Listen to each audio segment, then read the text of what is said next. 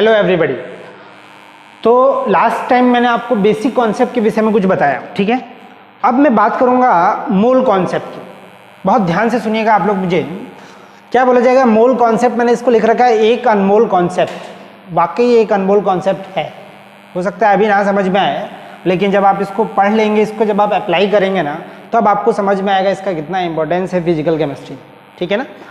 अब मैं mole concept की बात में करूँ तो सिंपल लैंग्वेज में अगर मैं बात करूँ तो सबसे पहले मैं कहा जाएगा कि जैसे आपको पता होगा कि मोल आखिर है क्या। सबसे पहली बात तो मोल जो होता है ना, this is the SI unit of amount of substance. Amount of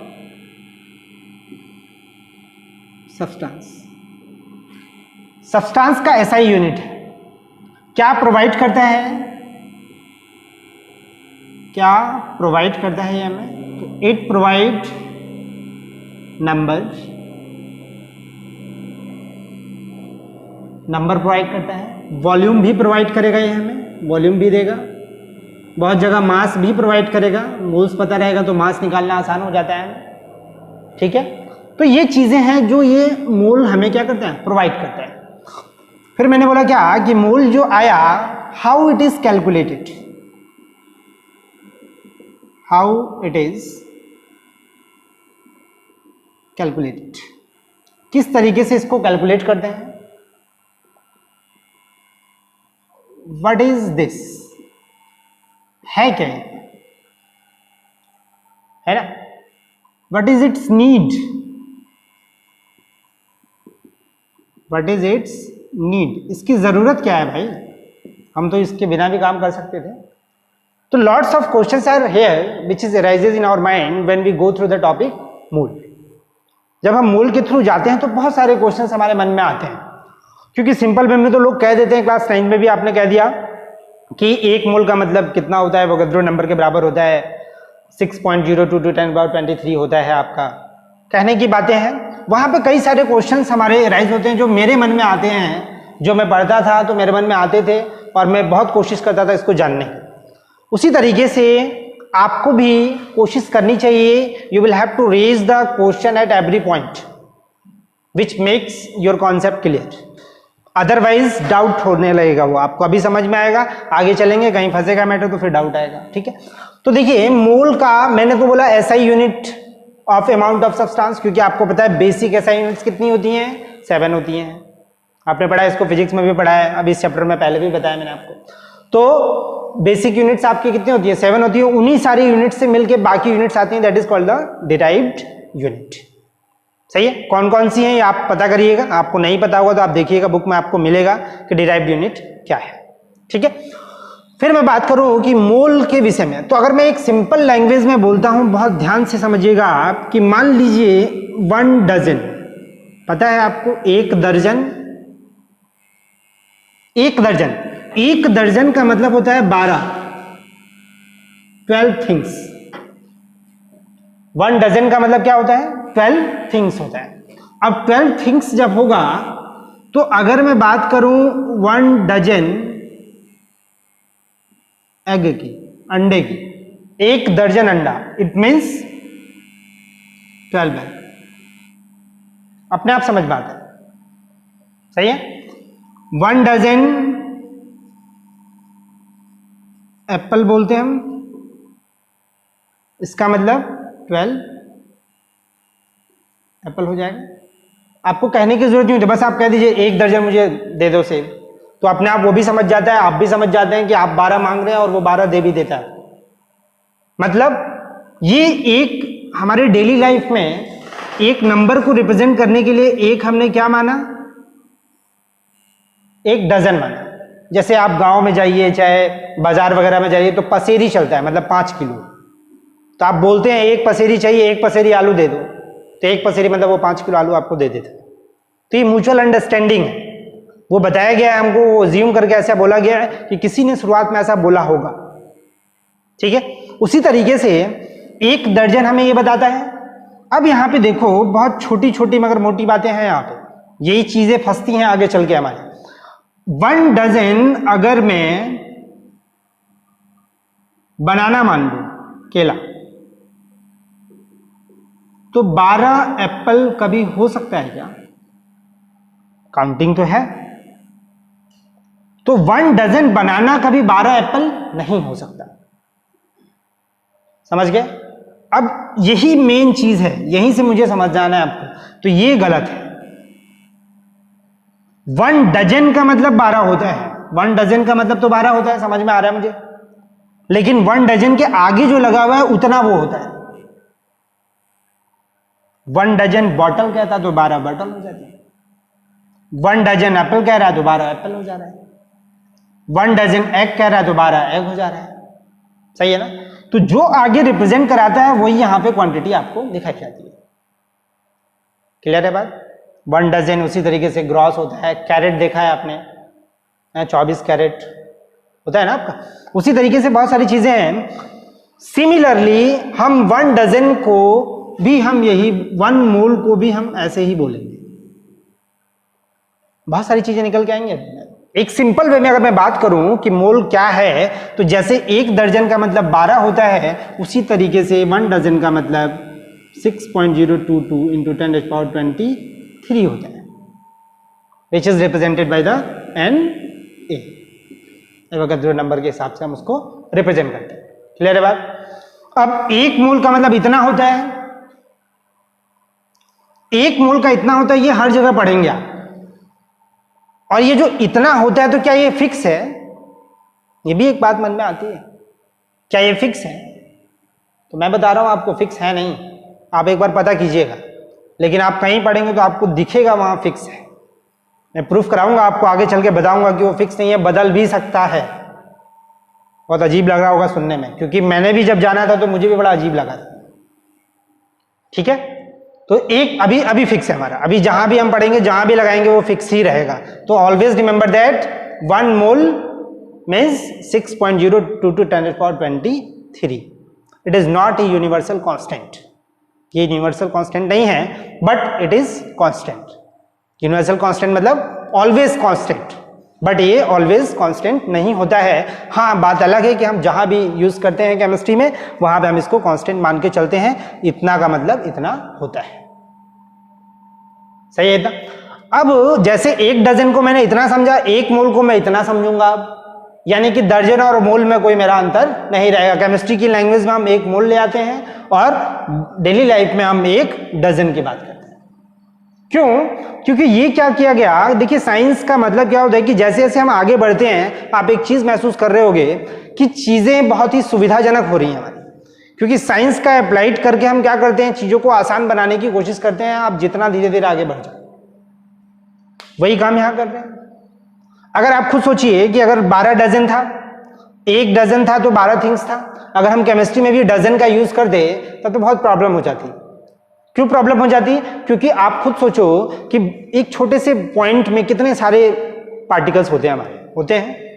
एक छोटे से पॉइंट में बहुत सारे पार्टिकल्स होते हैं। अगर मैं उसमें डजन निकालने लग जाता तो पता चलता है कि कई लाख डजन बोलना पड़ता।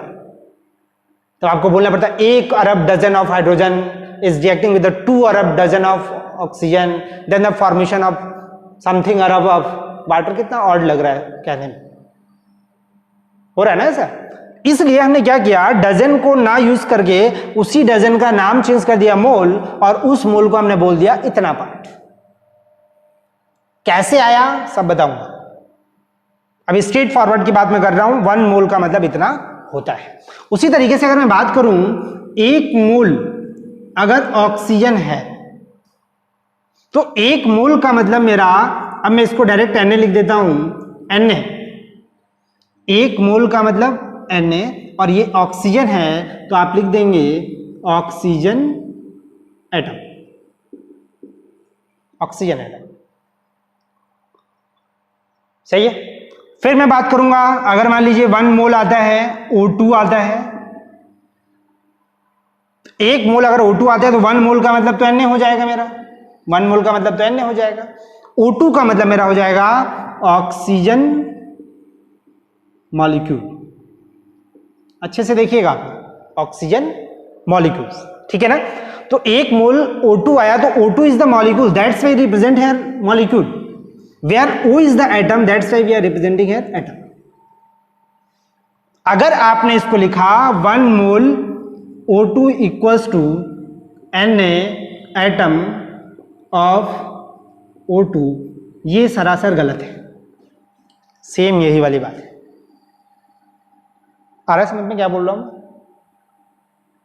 समझ रहे हो क्या आप लोग? 1 मोल O2 को आप Na एटम ऑफ O2 नहीं बोल सकते, because it is not a atom, it is made up of atom, it is consist of atom, but it is a molecule. Because क्या बोलते हो आप, जब 2 या 2 से अधिक एटम आ जाए तो मॉलिक्यूल होता है। तो how you can represent here atom? Getting my point? तो यहां पे ये बात है, यही चीज हमें समझनी होती है न्यूमेरिकल जब आएगा तो, सही है ना? तो यहां जो चीज, हाँ ये बात अलग है कि 1 मोल इसमें हम एटम निकाल सकते हैं कि कितने एटम हैं ऑक्सीजन के। 2 मोल एटम है ऑक्सीजन के। अगर 1 मोल O2 लेते हो आप, इसका मतलब 1 में 2 एटम है आपके, तो 2 मोल हो जाएगा, तो एटम तो निकल जाएगा। बट आपको इस तरीके से लिखना सरासर क्या है? गलत है। सही है बात? चलिए, इतनी बात मुझे समझ में आ गई, यानी कि सिंपल वे में मैंने बोल दिया आपसे, और आप भी समझ गए कि 1 मोल का मतलब सेम वैसे ही होता है जैसे 1 डजन का मतलब होता है। सही? 1 डजन का मतलब होता है। क्या क्या जरूरत है इसकी हमें? तो हमने देखा कि हम क्या कर रहे हैं, सुविधाजनक बना रहे हैं डेली लाइफ में चीजों को कैलकुलेट करने में, है ना?